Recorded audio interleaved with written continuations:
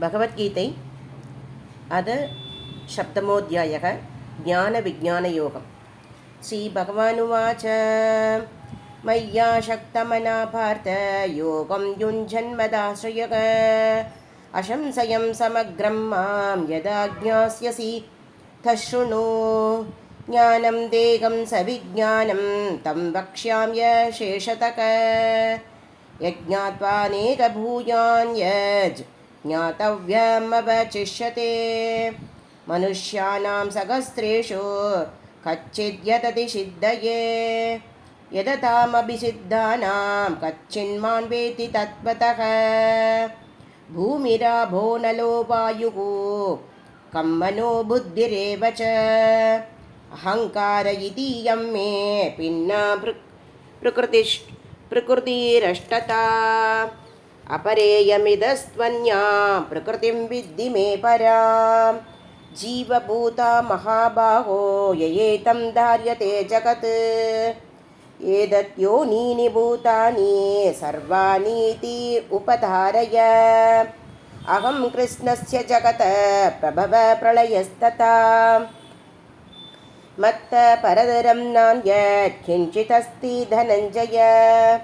मयि सर्वमिदं प्रोतं शूद्रे मणिकणा इव रसोऽहम् अप्सु कौन्तेय प्रभास्मि शशिसूर्ययोः। प्रणव सर्वदे वेदेषु शब्दके पौरुषं नृषु पुण्यो गन्ध पृथिव्यां च तेजश्चास्मि विभावशो।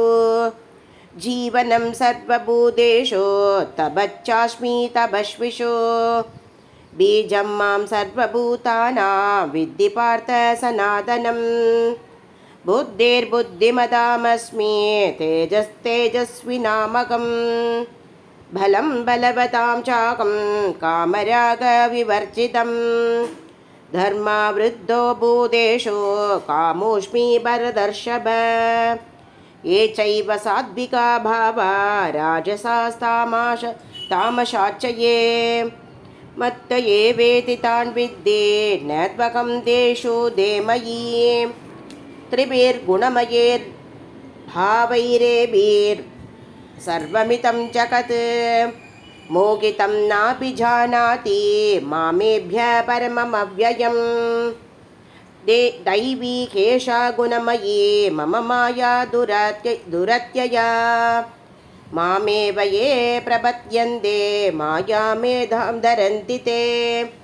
न मां दुष्कृतिनो मूढा प्रपद्यन्ते नराधमाः मायाया बहृतज्ञाना आसुरं भावमाश्रिताः। चतुर्विधा भजन्ते मां जना सुकृतोऽर्जुन आर्तो जिज्ञासुरार्थार्थी ज्ञानी च परदर्शभ। तेषां ज्ञानी नित्ययुक्त एकभक्तिर्विशिष्यते।